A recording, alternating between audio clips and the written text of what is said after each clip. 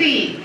सः आकाशे अत्र तत्र गच्छति। सः पुनः पुनः वदति कोरु कोरु कः निरोगी भवति, कः निरोगी भवति। पक्षी द्वारं द्वारम् अटति, एकम् एवं प्रश्न पृच्छति। जनाः उपहासं कुर्वन्ति।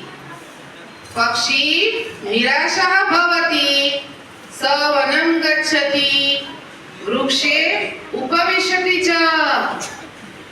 वृक्षस्य अधः वेदर्षिः वाग्भट अस्ति। सः पुनः वदति कोरु कोरु कः निरोगी भवति इति वाग्भट शृणोति। सः वदति इत्थभुक् मिथ्यभुक् ऋतुभुक् इति। अर्थ अस्ति यः हितकारी भोजनं करोति, यः मिथ्यभोजनं करोति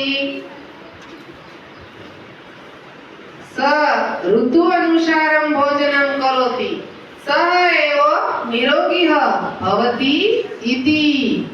सन्तुष्ट पक्षी ऋषि समीपम् आगच्छति। स ऋषि नमन्ति, अनन्तरं स्वस्थानं गच्छति।